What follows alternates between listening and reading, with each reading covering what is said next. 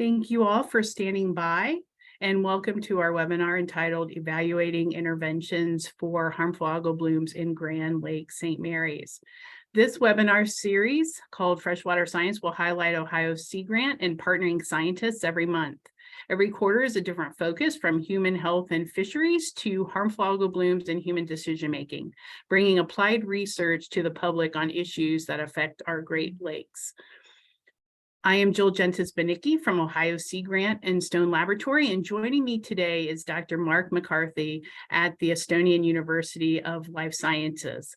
Dr. McCarthy is currently a senior researcher at the Estonian University in Tartu, Estonia, and an adjunct lecturer at Kennesaw State University in Georgia. Dr. McCarthy has spent the last 20 plus years studying the nitrogen cycle in aquatic systems around the world, including China's Taiho Lake, volcanic lakes of New Zealand, shallow lakes in Estonia, the Finger Lakes of New York, as well as coastal areas of the Gulf of Mexico, Atlantic Ocean, as well as the Great Lakes.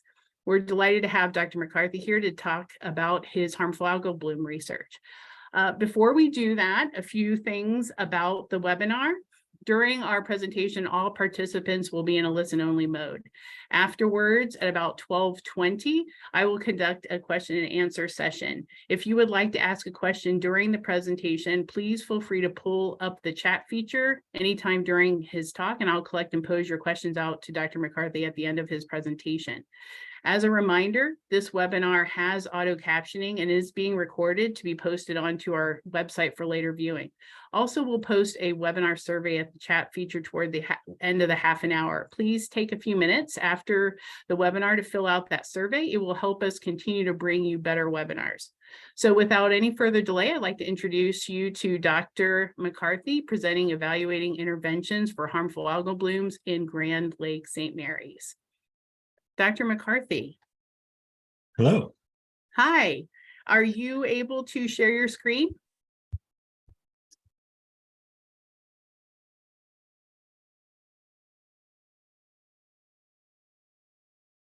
I think so. All right, perfect.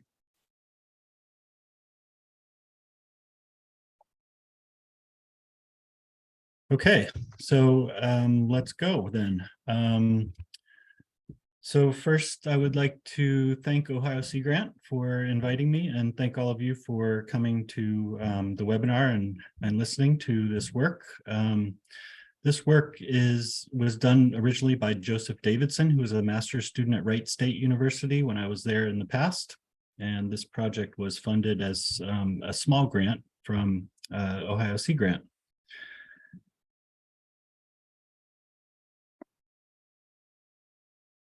And it is not advancing. There we go. So for those of you who aren't from Central Ohio, Grand Lake St. Mary's is located in the western part of the state. It's the largest inland lake in Ohio. It's very shallow, average depth of only 2 meters or about 6 feet or so. The watershed is highly agricultural, dominated by row crop agriculture. And it is fortunate to have a very active Lake Improvement Association. And according to their website, the lake itself is visited over 750,000 times per year. And tourism generates about 18 million per year in taxes and fees for the local community. And the overall economic impact is about $200 million per year. So it's an important natural system in the state of Ohio for many reasons. It also provides drinking water for the town of Salina, population a little over 10,000. As you can see from those photos in the lower right corner, it's not without problems. And those folks are fishing on Grand Lake St. Mary's, and the water looks very green. It looks kind of like a pea soup. That's not good. In the other photo there was a fish kill that occurred in July of 2020. And all that white along the shoreline there is all dead fish. Most of these issues are caused by harmful algal blooms. And from these photos, you can see the public health advisory, and then that satellite photo, the color of the lake itself is very green with a lot of turbidity coming from the watershed. Harmful algal blooms in this lake are a serious problem. It's been going on for quite a while. They're dominated by a non-nitrogen fixing genera called Planktothrix. And the lake itself is in the 99th percentile nationwide for total microcystins, which is the toxin produced by many harmful algae. And it's in the 90th percentile for total nutrient concentrations, meaning that they're much too high, of course. Some of the community impacts involved with these harmful algal blooms, the state has issued water advisories for many years now, as well as no contact advisories. And then, something that's kind of overlooked is that these harmful algal blooms also cause decreasing property values. And this study by Wolf and Klaver a few years back found that when microcystins surpass the World Health Organization limit of 1 microgram per liter, each household that's located within 600 meters of the shoreline of the lake loses a value by about $17,000. So when you add that all up, it's about $51 million in one-time overall capitalization losses. So these are very expensive problems, not only to manage, but also for the surrounding community as well. So interestingly enough, in the northeast corner of the lake is a place called West Beach. And this is a popular beach area for locals and also for tourists. It's right next to the state park. And in an effort to improve the accessibility of this West Beach enclosure, it's also called Dogtail Lake, I believe. Back in 2018, in the summer, they dredged sediments out of Dogtail Lake and poured a new sand base. They extended the rock berm by 100 meters or so. They installed an air curtain, which you can see down in that lower right corner, which restricts exchange between the lake proper and the enclosure itself. And they also installed over 20 aerators throughout the enclosure. So these are expensive measures taken to improve the accessibility. And so, obviously we want to evaluate how they're working. Back in spring of 2020, when I was at Wright State, we got wind of an imminent application of aluminum sulfate, which is a common treatment method used to help reduce harmful algae blooms in these lakes. And it was originally scheduled for April of 2020, and Ohio Sea Grant was kind enough to give us a small grant to establish some baseline conditions and also to evaluate the effectiveness of the alum treatment. Of course, around this time was when the COVID pandemic started, and so the alum application was delayed until June. And this dosing, you can see in the lower right corner is a photo from the actual application process of the alum itself, and that's Dogtail Lake or West Beach enclosure right behind the boat there. So there's some of the details of the alum dosing. The idea behind alum is that it binds dissolved phosphorus, which is one of the two main nutrients that causes growth of harmful algae, the other being nitrogen. And these floccules that form from the bound phosphorus and alum sink to the sediments and then can also cap the sediments to prevent any further phosphorus from coming out of the sediments. And so phosphorus that's there is rendered non-bioavailable. So our research questions for this small grant were, did the alum application reduce total phosphorus concentrations? And did it reduce harmful algal bloom conditions, including algae phycocyanin, which is a specific pigment for cyanobacteria, and also microcystin, which is the toxin formed by some of the harmful algae species, including Planktothrix. And then were there any indirect consequences for the nitrogen cycling? So nitrogen, as I mentioned, is one of the other two nutrients that is involved in the biomass and toxin production of these algae. And a previous study in Grand Lake conducted by Nogaro et al. In 2013 found that denitrification was inhibited. Now, denitrification is, it's a big word, it's a big scientific word, but it basically means that bacteria convert nitrogen that algae can use into nitrogen gas, which of course makes almost 80% of the atmosphere. And then also they found that this alum application caused an increased release of ammonium from sediments. And ammonium is the form of nitrogen that is most useful for the algae to make biomass and toxins. So these were our initial research questions. And once we got into our sampling in 2020, before and after the alum application, we learned that there were more interventions planned for 2021. So we requested and received a no-cost extension from Ohio Sea Grant. And these additional interventions involved more sediment dredging in April of 2021, and then a series of Phoslock and Seaclear applications in May, June, July, and August of 2021. Phoslock is a similar idea to the alum treatment. It's meant to lock up the phosphorus so it can't be used by the algae. And then Seaclear is an actual algicide. I believe it's copper-based, but I'm not certain on that. But the idea is to actually kill the algae themselves. So I mentioned denitrification, and I realize that this is a complicated figure, but I'll walk you through it. Up in the top left corner, OM stands for organic matter. This is basically algae cells, fish feces, anything that's got carbon in it and is organic in nature. As those things die or settle out to the sediment surface, they are decomposed by bacteria. And ammonium, NH4, is one of the main components, or one of the main byproducts of this decomposition. Now, once this organic matter is converted to ammonium, it can go through a lot of different processes. One of them is nitrification to nitrate, which is NO3, and then that nitrate can be denitrified to N2 gas. And that N2 gas can then escape to the atmosphere. So this idea of producing organic matter in the lake, bacteria processing it, and converting it to N2 gas where it leaves, then makes that nitrogen no longer available to algae to be used in the future. There are other processes involved here, like Anammox and DNRA, which I won't get into right now.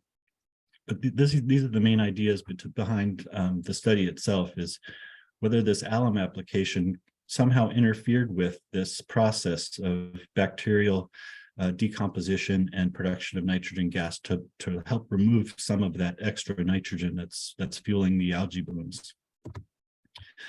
So one of the things that can happen with this ammonium that's produced from organic matter decomposition is it can go back to the water column and then refuel the algae. So if that's happening instead of denitrification, then you've kind of got a positive feedback loop where organic matter produces ammonium, which then is used to produce more organic matter and algae toxins. So this is something that we don't want to happen, and the denitrification process is something that would be good for the system. So our general methods, we had two sampling locations. One of them was within the enclosure itself, that's WB1 there, and then the other one was just outside the enclosure in the main lake.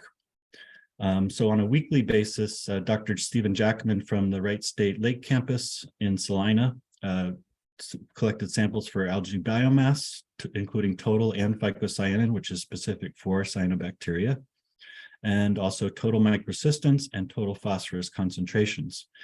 On a more or less monthly basis, Joe Davidson also visited these locations and collected samples for dissolved nutrients, all of which are bioavailable for harmful algae blooms. These are nitrate, nitrite, ammonium, orthophosphate, and urea. And he also collected intact sediment cores, which he then took back to the Wright State campus in Dayton and put them into an incubation system. And this incubation system preserves the oxidation reduction gradient, which kind of supports or drives a lot of these microbial processes that we're interested in. And then he also collected a bunch of water from each location to use within the incubation system. And this diagram over on the right kind of gives you an example of what the incubation system looks like. So in the middle there is the intact sediment core, and over on the left is one of those jugs of water that he collected. And we can manipulate this water before it flows into the sediment core and then comes out the other side. And so the idea is, if we collect a sample of the inflow water, and then also from the outflow, we know the flow rate of the water flowing into the core, and we know also the sediment surface area of the core itself. And so from that, we can calculate the actual flux of whatever we're looking at. So he collected on each visit, collected 6 sediment cores. 2 of them were left unamended, no changes. 2 of them were amended with a isotopically labeled ammonium, 15 ammonium. Details not important. The other 2 were amended with a 15 labeled nitrate. So both of those forms are involved in some way in the denitrification process. But technically, denitrification starts at nitrate, and then there's another process, nitrification, that converts the ammonium to nitrate. So once the incubation is started, samples are collected daily from both the inflow and the outflow for, again, the dissolved nutrients that I mentioned before, and also some dissolved gases, including oxygen and nitrogen gas, and the isotopic forms that we might expect to be formed from the amendments that we added. So this picture on the right is a picture of the incubation system itself, and I want to draw your attention to the 6 jugs of water there, and you can see the color of that water. It's very, very green. And so that water is pumped into the sediment cores, which are in that white cooler, and then the outflow is in those plastic beakers that are sitting in the pulled out drawers. So here's some results from the weekly monitoring from starting in April of 2020, going through the end of 2020. And this is total phosphorus concentration. The red arrow denotes the date of the alum treatment, which was in June. And you can kind of see on that date, there is an initial decrease in the enclosure, which is the black line. There is an initial decrease in total phosphorus concentration. It's a little bit larger than the same decrease that we observed in the lake, which shouldn't have been affected by the alum treatment. So there's a decrease in both cases, but it looks like it's a little bit larger within the enclosure. But then that total phosphorus concentration rebounded very, very quickly. And within a week or two, it was back to levels from prior, or it was actually exceeding levels from prior to the alum treatment. So here's maybe a better depiction of that. So the box on the left is from the enclosure, and the light colored box is 3 weeks before the alum treatment, and the gray box is 3 weeks after. And you can see that there's really no difference. And if anything, there's an increase in total phosphorus within the enclosure from before and after the alum treatment. Within the lake, there is a very clear increase in total phosphorus between before and after. So here are some biomass parameters. Up in the top left is algae phycocyanin, which is specific to cyanobacteria. And again, there, the arrow denotes the alum treatment. You can see an initial decrease on that day, but then a very quick return and actual increase from before the alum treatment. And then the lower left is my persistent toxins. And again, the same story. And on the day of, there's a decrease, but after that, it increases, again, very quickly. And then over the course of the summer, it's bouncing around in both directions. And then there's the same idea with the boxes on the right, 3 weeks pre and 3 weeks post alum treatment. And as you can see there, there's almost no difference before and after. And I just have to move this box so I can see that graph. So the point here is that neither total phosphorus concentration nor biomass and toxicity were really affected by the alum treatment within 3 weeks before or after. So what we were most interested in was the nitrogen cycle here, and from the ambient nutrient samples that Joe collected here, you can see that in April, in the spring, we had some measurable nitrate. It was quite high. It's up around 40 or 50 in the enclosure and over 100 in the lake itself. And then over the rest of the summer, it's very low. And then that pull-out box on the lower right kind of shows a zoomed in version of that. So these concentrations are quite low. They're 0.6 or less within the enclosure and in the lake. So this is kind of indicative of nitrogen stress. And there was very little or no ammonium measurable, and just a little bit of urea that was measurable after rain events. So these algae are nitrogen stressed almost certainly because there's almost nothing available to them, at least in concentration terms. So to go a little bit further on this nitrogen stress idea, in the top graph there is the ammonium flux from sediments. And what you can see here is that the sediments, both in the enclosure and in the lake itself, are most often these sediments are generating ammonium. So even though there's no concentration measured in the water column itself of ammonium, the sediments are generating a lot of it, and that's being assimilated very quickly by the algae. And so the red line there is the alum treatment. And again, both before and after, there's really no difference. That green box is an interesting case. That was the date of the fish kill. And what you can see there is that both ammonium and orthophosphate in the lake itself were coming out of the sediments at a very high rate. And this is most likely because of oxygen deficiency in the lower water column near the sediments. And when there's no oxygen in the lower water column, not only does it kill fish, but it also inhibits both the nitrogen cycle and the phosphorus cycle, which leads to this extra release of these nutrients into the water column, which then helps fuel these algae blooms further.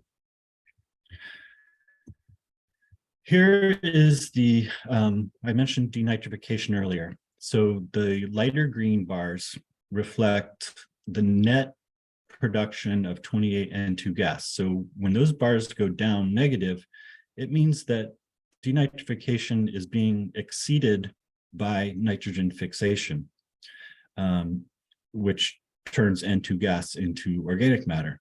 And when those bars are going above the line, then that means that denitrification is higher than nitrogen fixation, and therefore nitrogen is being removed from the system faster than it's being generated.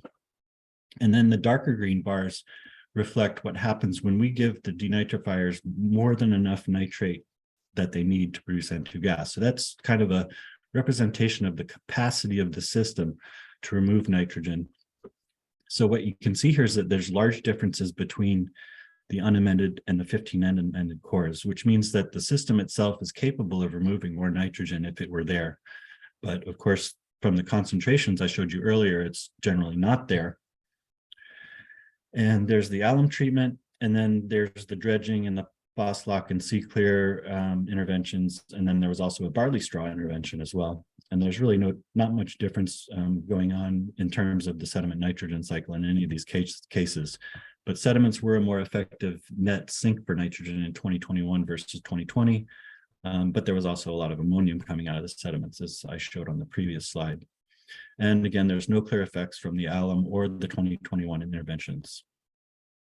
Here's algae phycocyanin for 2020 and 2021.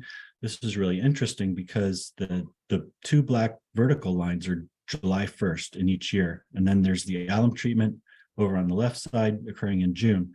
So when that alum treatment was implemented, there was already a large bloom going on. However, on July 1st of 2021, there was no bloom going on at the same time. And there was the large area in the middle there where there was very little algae phycocyanin. So we had the same pattern in both years in terms of the increase in phycocyanin, but it was shifted by a good quarter of a year, by 3 months. So the bloom in 2021 didn't start until July.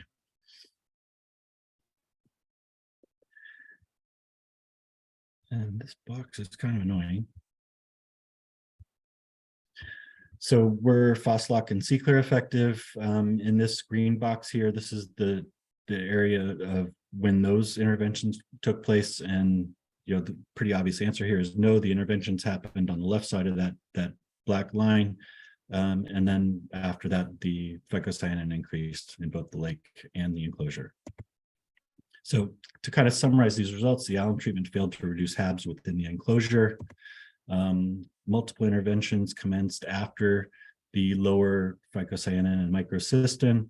Trend was already established in 2021, and both phycocyanin and toxins increased after the interventions. And there were no clear differences between lake and enclosure, regardless of the interventions, and there were no lasting benefits from the interventions. So why was 2021 so different? Why was there this 3-month shift? One of the reasons we think is that in the winter of 2020-2021, the lake froze over, which is a fairly unusual occurrence. And here is Joe collecting sediment cores on the ice in January of 2021. And then there was also a very dry first half of 2021. So that's probably another factor there. So lots of people were involved in the study. I won't list them all, but they all played a role on some level at some point. And then also thanks to the Lake Improvement Association for writing a support letter, and for Sea Grant for funding, and Wright State for some of the personnel and lab space. So with that, I am finished and happy to accept questions. All right. We have gotten some great questions during Dr. McCarthy's presentation. So let me get started and ask as many as we can. And what questions he can't answer today, we'll post later on the website with his answers. So let me see here. First, we got a question asking if this affects the other Great Lakes. Yes, and not only are there algae blooms in all 5 of the North American Laurentian Great Lakes, this is really a global issue. So yes, it affects the Great Lakes, but it's affecting lakes all over the world. And it's the issue of too many nutrients going into waters that are getting warmer. And this is the perfect storm for harmful algae blooms.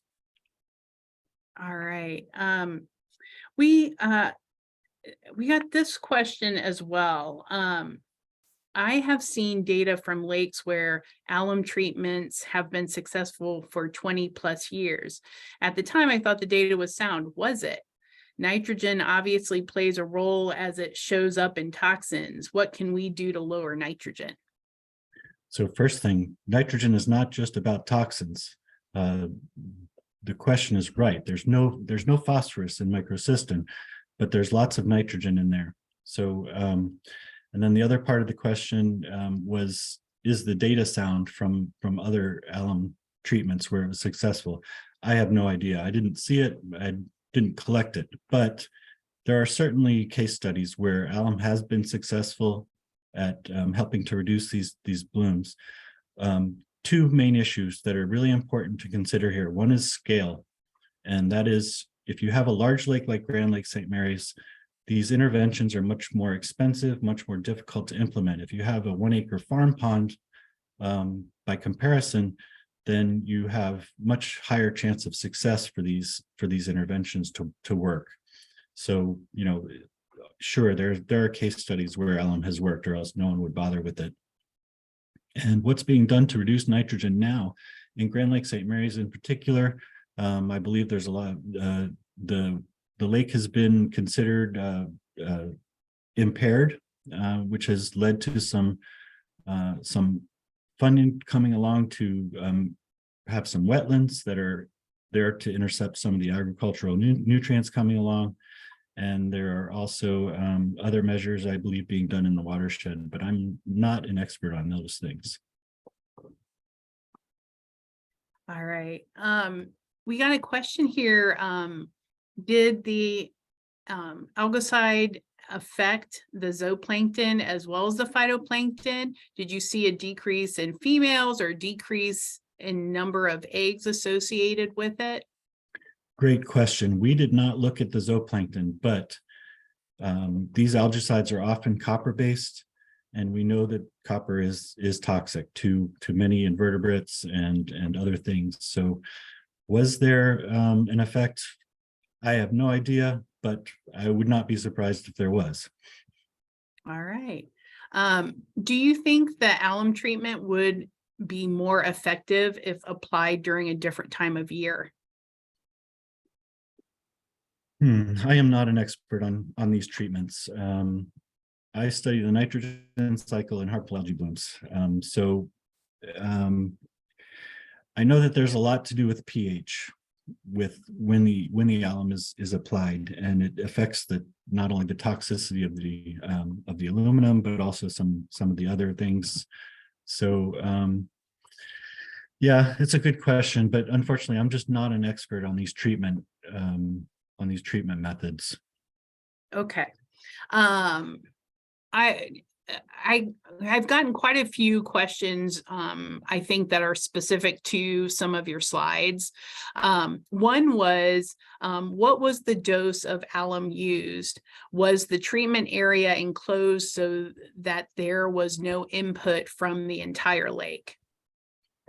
Yeah, so the air curtain is supposed to restrict exchange between the lake itself and the enclosure.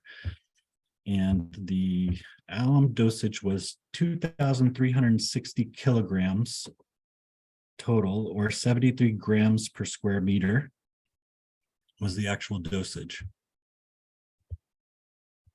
Okay. Another question that we got was, in your first total P figure for the lake and the enclosure, what happened with the spike in the lake in July, the PO4? Was that from a storm or and runoff event? Let me get to that. So the spike in July, that was the day of the fish kill. And Oh. so most likely the explanation here is that with the low oxygen bottom water, which also killed the fish, that means that any phosphorus that's bound in the sediments, if it's bound to iron, then when the oxygen decreases, that phosphorus is released into the water column. And almost certainly that would be the best explanation for that large spike. All right. Could you elaborate on the changes in harmful algal bloom seasons as it relates to the icing over the lake? How are they related? Yeah, so the idea here is that when the lake iced over, the cyanobacteria that often is still present throughout the winter in Grand Lake St. Mary's kind of went away for a while. And then the idea is that when the lake ice is over, it's colder, and the processing of the organic matter from the previous year is a little bit slower. And then that allows some of the better, quote, better algae species, such as diatoms and things like that, that are more indicative of a healthy system. It allows them to compete better because the temperatures are lower. Cyanobacteria do better with warmer temperatures, diatoms do better with colder temperatures.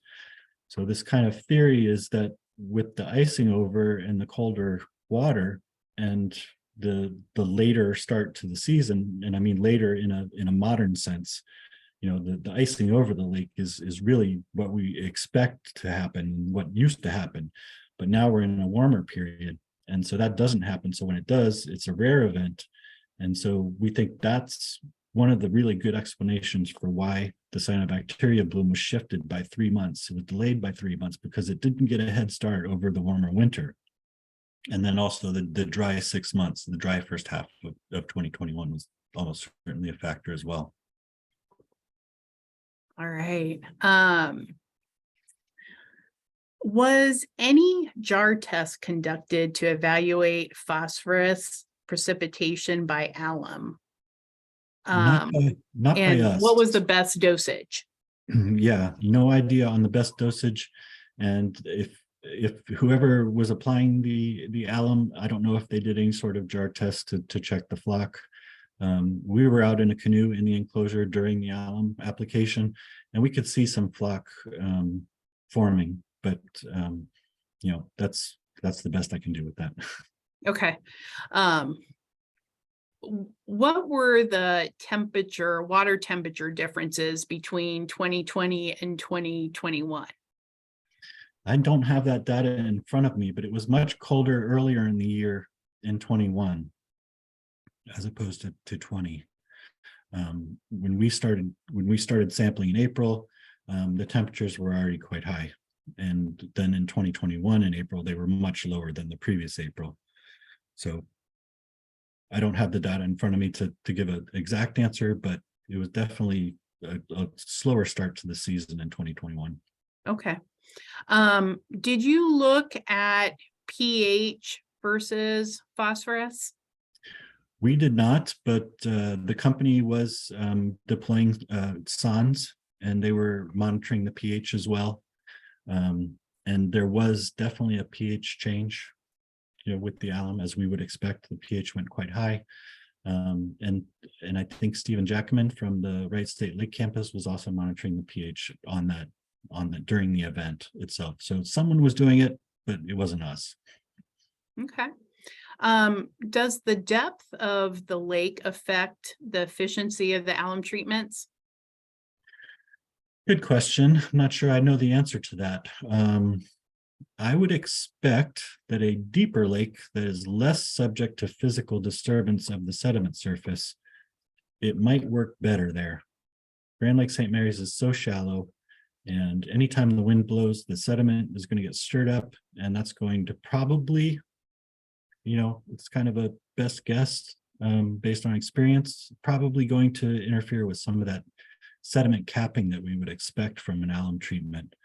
So my short answer is, and guess really, is that yes, the depth of the lake does matter, and the more exposure to physical processes of the sediment surface, probably the less effective that alum treatment we might expect it to be. Okay. Can you talk a little bit about why nitrate fixers take over when combined nitrogen is very low? Theoretically, they should. When I showed the nitrogen stress figures, and there was virtually no nitrogen available, the important thing to remember is that those are snapshot measurements. It's a snapshot not only in space, but also in time. From wherever we collected that sample, there was no nitrogen there. However, what happens in these lakes, and it's what we call an internal load. And usually a lot of people think of phosphorus when they talk of internal loading, but really internal loading is a really important process for nitrogen as well. And nitrogen is constantly being regenerated as ammonium, which is the most favorable form for the algae species. And so it's kind of a hidden availability of nitrogen. Even though you can't measure it, it's constantly being produced. The algae are leaking, they're being eaten, they're dying and being decomposed. All of these processes form ammonium, and we don't measure it because as soon as it's formed, it would be assimilated into the algae biomass.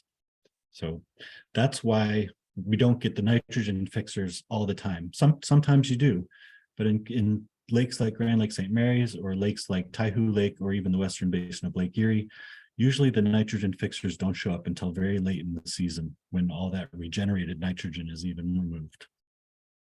All right. I have two more questions, and then we have quite a few more. So I am going to be sending you a nice big Word document with these questions for you. Yes, Perfect. You're gonna have to be ready. There's a lot of good questions. So if other people have questions, feel free to put those in the chat and we'll get them. But here's one question. So there were quite a few people who were asking about different types of treatment. So there was the Phoslock, there was ultrasound, what are the best treatments? Can you kind of talk a little bit about some of those and what your thoughts are to those? So like I mentioned earlier, the first issue is scale. All of these interventions, treatments are likely to be more effective in a smaller system. And also the other thing is that all of these are temporary fixes. None of them address the root cause of harmful algae blooms, which is nutrient loading from the watershed. So the only real sustainable way to prevent these harmful algae blooms is to reduce the external load from the watershed and even the airshed in some cases. So yes, there's lots of treatments, lots of options for treating these lakes, but it's a temporary fix. It's like putting a Band-Aid on a large wound. And you're going to have to redo these interventions over and over and over and over and over again, unless the external nutrient load is addressed at some point. So this is a real issue because, politicians don't operate on long time scales. They operate on election cycles. and they want results fast. And that's why a lot of these treatments are so popular, because if you're going to get a response quickly enough, it's going to be with one of these treatments. But the only way to really solve the problem is to reduce the external nutrient loads, but then that means both nitrogen and phosphorus.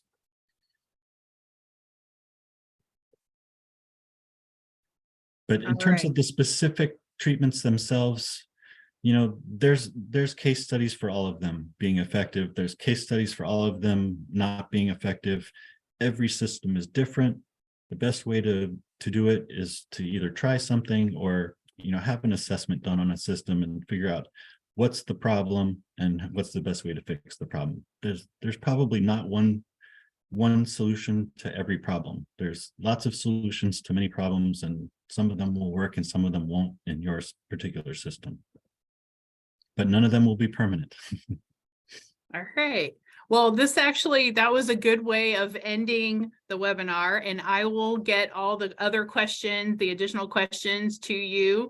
So you'll be able to answer, and we'll get those onto the webpage here shortly after I get from Dr. McCarthy. So I first want to thank Dr. McCarthy for his willingness to talk with us today about his HABs research. It was really an excellent discussion. Thank you everyone for your questions. Also, a thank you to Christina Dickus for her work organizing this webinar series. I would like to also remind everyone that the survey URL for the webinar is in the chat feature, so please take a few minutes and fill that out. The webinar series is sponsored by Ohio Sea Grant and will continue next month with Dr. Ortega from Bowling Green, who will be discussing turning dredge sediments from Ohio's harbors into farm soil supplements. The registration link is in the chat. Thank you again, Dr. McCarthy. Really appreciate you taking the time to talk with us today, and really all the participants on this webinar. We hope that this was beneficial and hope that you'll join us again in an upcoming webinar. Thank you and have a great afternoon. Thank you again, Dr. McCarthy. You're very welcome. I look forward to answering more questions. All right, I'll be sending them your way. All right. All right, thank you. Cheers. Bye.